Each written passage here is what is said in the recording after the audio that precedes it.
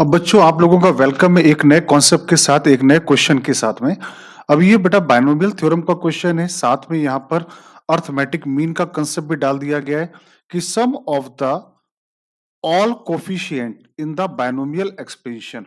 तो ये आपका बायनोमियल x प्लस वाई की पावर 2n-3।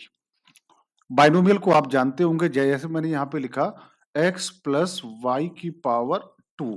तो जब इसको एक्सपेंड करेंगे तो एक्सपेंड करने में टोटल 3 टर्म आएंगे। तो वैसे भी जितनी पावर होती है उससे एक टर्म ज्यादा आते हैं। तो जब इसको एक्सपेंड करेंगे तो एक्सपेंशन में टोटल नंबर ऑफ जो टर्म आएंगे वो आएंगे 2n-3 प्लस 1। तो there will be 2n-2 terms आएंगे इसको एक्सपेंशन में। अब सवाल में क्या कहा गया है, arithmetic mean of the all coefficient. तो अभी कोफिशिएंट क्या होता है, तो एक बार इसको एक्सपेंड यहाँ पे करते हैं।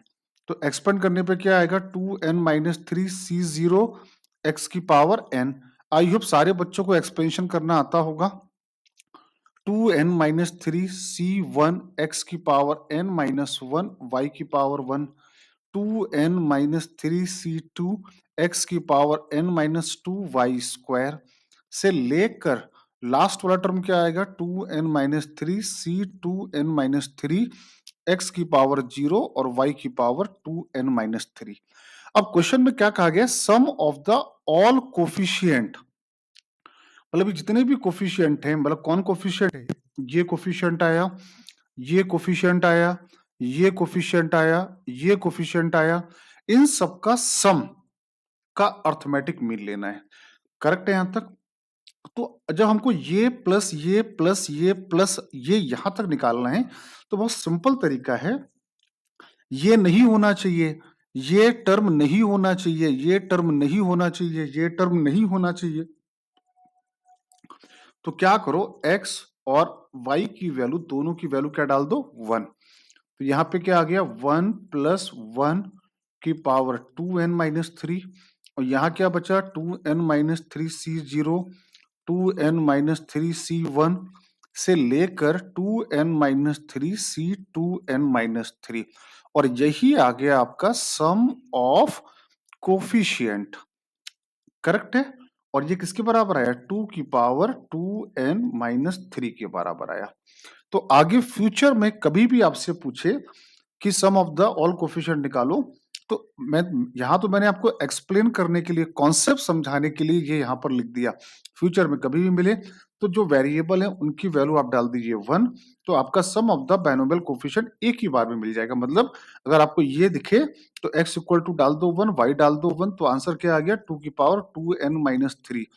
आपको ये एक्सपेंशन लिखने की कोई जरूरत नहीं है। तो फ्यूचर में जब कभी भी इस टाइप का सवाल मिले तो आपको हैंडल कैसे करना है आपको समझ में आ गया।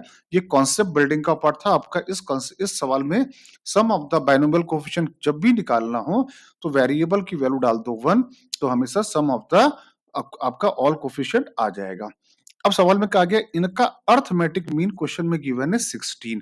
अब इनका अर्थमेटिक मीन का क्या मतलब होता है कि ये जितने भी ये sum of the all binomial coefficient आया है, इनका अर्थमेटिक मीन, अर्थमेटिक मीन हम लोग मीन कैसे निकालते हैं, मीन निकालते हैं हम लोग सम ऑफ ऑब्जर्वेशंस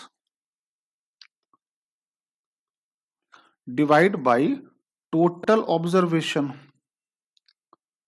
तो सम ऑफ द ऑब्जर्वेशन कितना आया, 2 की पावर 2n-3 और टोटल कितने ऑब्जर्वेशन है यहां पर, तो कितने नंबर ऑफ टर्म है, 2n-2। यही क्वेश्चन में 16 के इक्वल दिया गया है। Now solve it for n। तो n को सॉल्व करने के लिए क्या लिखा है, 2 की power 2n-3 equal to 16 into 2n-3। अब जरा गौर से देखना, ये एक्सपोनेंशियल टर्म है, पावर में लिखा है तो एक्सपोनेंशियल है, और ये आपका सिंपल एल्जेब्रिक टर्म है, पॉलिनोमियल के फॉर्म में लिखा हुआ है। ये एक्सपोनेंशियल है और ये पॉलिनोमियल के फॉर्म में लिखा हुआ है। तो बेटा जब भी ऐसा मिले तो इनको हम लोग सॉल्व नहीं कर सकते। इसको सॉल्व करने का एक ही तरीका होता है, हिट एंड ट्रायल। तो जैसे आपने n इक्वल टू यहाँ पे डाला 1, n इक्वल टू 1 डाला तो ये दोनों तरफ सेटिस्फाई नहीं कर रहा है।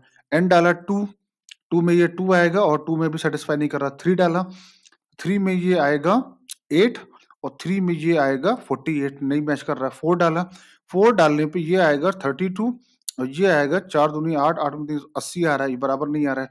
5 डाला, 5 दूनी 10, तो 2 की पावर 7, 2 की पावर 7 मतलब 128 और n डाला 5, तो 10 में 3 के 7, 16 16 सत्ते 10 में 3 के 7, 16 सत्ते 112 और ये n इक्वल टू यहाँ पे डाला आपने। अच्छा, नंबर ऑफ टर्म कितने आए थे हमारे? 2n माइनस 2 टर्म थे बेटा, 2n माइनस 2 टर्म थे। ये देखो ना, 2n माइनस 2 टर्म थे। तो अब यहाँ पे n इक्वल टू डाला 5, तो 5 दूनी 10 और 5 10, 5 दूनी 10 में 2 गया 8, 8 16 अट्ठे 128 और दोनों तरफ इक्वल आ रहा है कहाँ पर? n इक्वल टू 5 में। तो n की वैल्यू क्वेश्चन में आ गई हमारी, n इक्वल टू 5 आ गई। अब क्या पूछा गया है? Then the distance of this point, तो n इक्वल टू 5 यहाँ डाल दो, 5 दूनी 10, 1 9, 5 बचे 25 और 5 चको 20, तो ये 9,5 ये पॉइंट आ गया। इस पॉइंट की डिस्टेंस इस लाइन से निकालनी है।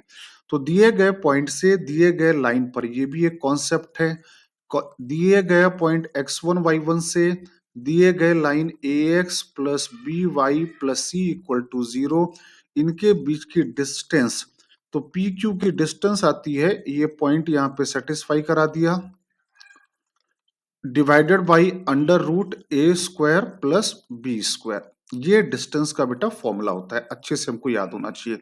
तो हमारे सवाल में पॉइंट क्या हो गया? 9,5 और लाइन क्या हो गई? x plus Y minus 8 equal to 0। Correct है।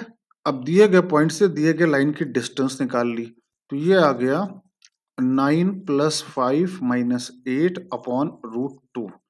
14 14 में 8 गया 6, तो 6 अपॉन रूट 2, तो ये आ गया 3 root 2। This is the answer. तो लॉजिक सबको समझ में आया इस क्वेश्चन में? इस क्वेश्चन में दो कॉन्सेप्ट थे, हम लोगों ने दोनों कॉन्सेप्ट यहाँ पे डिस्कस किए हैं।